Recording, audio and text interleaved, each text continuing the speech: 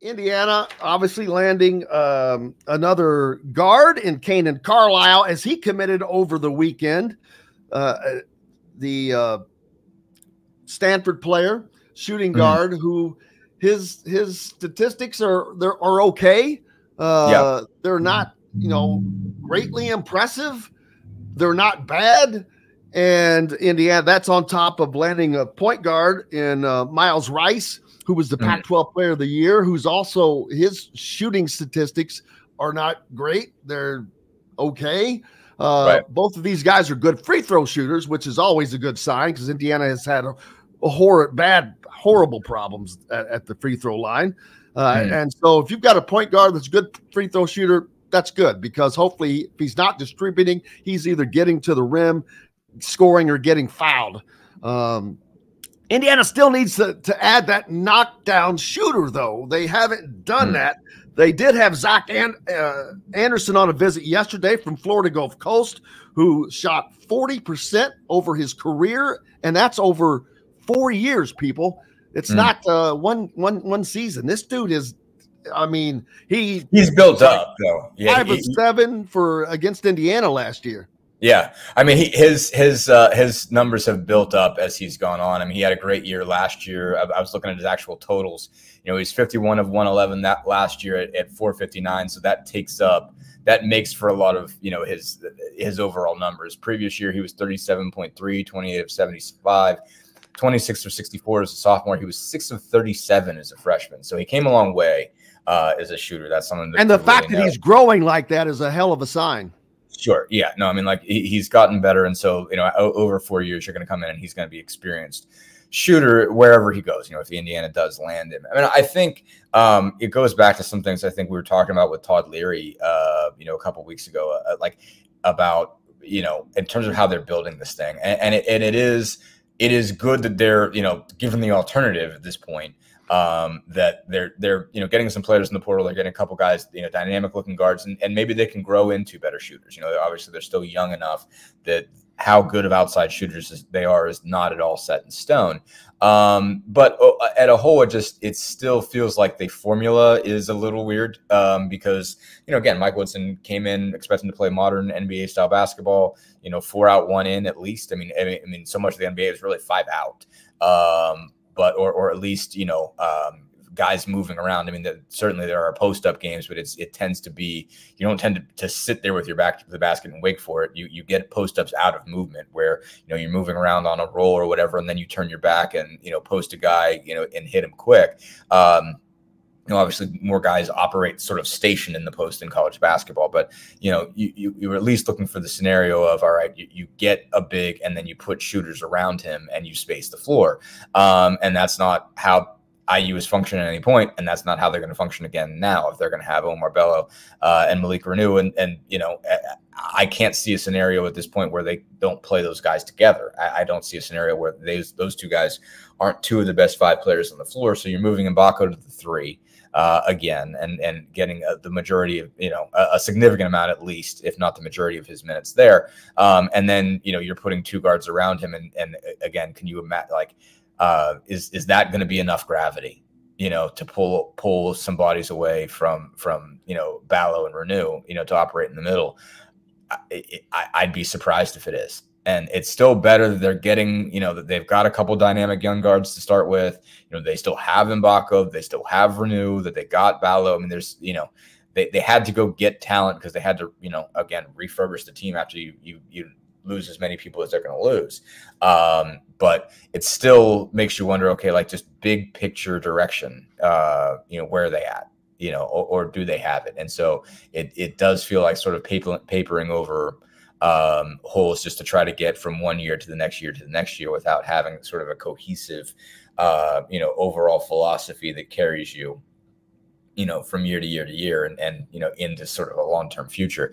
But, again, they've got to grab people in the portal, and it's good that they've gotten talented people so far and, young people, especially, Carlisle and Rice. And maybe if you make them happy, you can keep them around for a couple of years.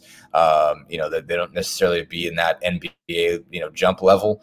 But, guys that could be productive as freshmen or redshirt freshmen in the Pac-12, that means they can be productive in the Big Ten. So you can expect that those two guys are going to be able to score at the Big Ten level. But just I think you still need to see some other signs that there's kind of a long-term plan into creating a style of play that's sustainable.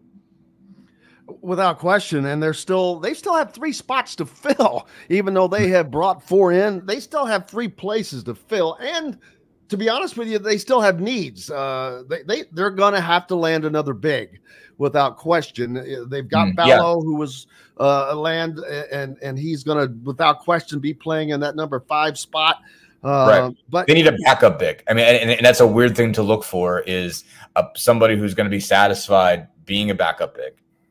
Being a 5 who comes on and plays 10, 15 minutes tops, maybe not even that, but just somebody that can fill in so that you're not, that you don't have at least one of those guys on the floor at all times, that you can have some minutes where you're not playing one or both of them.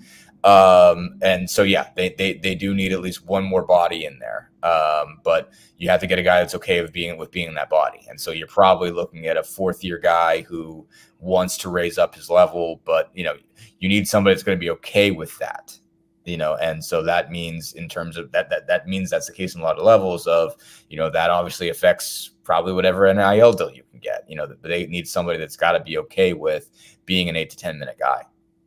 Yeah. I don't know. I'd have to pull it back up, and I didn't. For instance, Ballo, how many minutes he played a game, which I'm sure he played 15.2 minutes per contest in his first season at Arizona. So that, and then I don't know if that went up. Again, I'm sure, but he's not going to play the whole game. So you have to wonder, and you just mentioned it, someone like Malone, who was an NAIA guy, but I was talking about this earlier. There are so many of these guys that are wanting guaranteed this, guaranteed that, and that makes me sick to my stomach. Anytime, and it's easy for me to say this because I'm not in the position of being a coach, but if a guy said, I want guaranteed this, I'm like, bye. I need to do whatever I can to do without you, because I don't need you dictating the fact that you're going to start without even thinking about earning it. Because if you don't want to earn it, then you're not willing to fight, period. You're not going to fight. That tells me you're not going to fight for the team. You're not going to fight to win. You're not going to fight. You want it handed to you, a la Bronny James. And I'm not going to go there. I was going to say, I don't know if it's much Bronny as it is LeBron. I mean, I don't know. I mean, I don't know what he said and hasn't said. Everything I've said has seen come from LeBron, not from Bronny. Sure.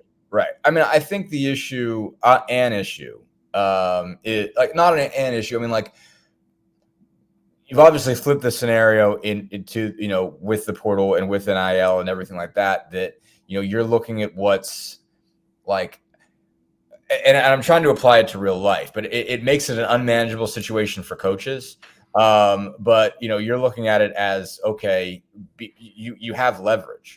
And so, I mean, it is a tough thing to give young kids leverage because, I think when you're an adult and, you're looking at your job scenario and you're looking at whatever it is that you're trying to do, you do look at leverage. You do look at, basically a scenario of like, what can I guarantee myself? Because I don't want to be in a scenario where, this isn't solidified, you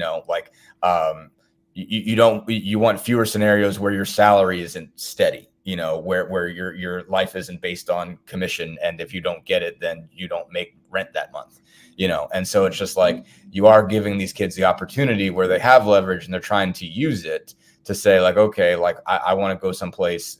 If I have the option out there that there's a guarantee that I can guarantee myself something that, like, how are you not going to take it if it's out there, as opposed to going someplace where you're not guaranteed. So I get it. And it makes for just, it's a very awkward deal where, again, like if you're in the real world, you are trying to get yourself a situation where things are more guaranteed, where you can look at, say, I have a baseline for this and I don't have to fight for my life, that I know this is going to be paid for and that is going to be paid for. And these people have the opportunity to balance that and or to fight for that. And it makes it weird. But it's also at a position where, you're 18, you're 19, you're 20, you haven't necessarily earned that yet. And you're a college coach, you're like, I can't have people that everybody expects to be guaranteed things, because I can't guarantee everybody things. Like I can't have it all be that way. So you're very much in the place where nothing makes sense. Like we just have not found a balance that makes sense. But I get why people get there. I get why, if you're a college kid, you're like, all right, well, why would I go?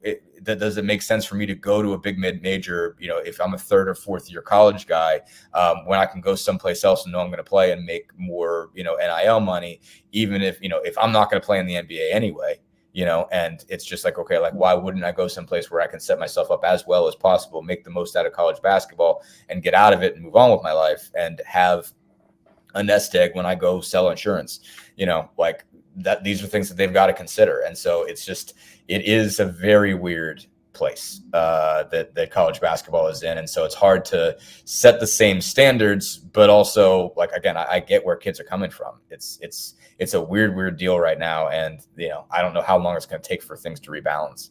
Hello, everybody. Jim Coyle with Indiana Sports Beat Radio, and thank you for enjoying our content and videos. And make sure you hit that subscribe and notifications toggle so you don't miss out on anything, whether it's Indiana Hoosiers, the Boilers, the Colts, the Pacers, Indiana high school action, whatever's happening in sports. We're trying to bring it all to you, and make sure you don't miss out on a thing. Again, hit the subscribe button for us. Helps us out a ton. We appreciate each and every one of you. Thank you so much.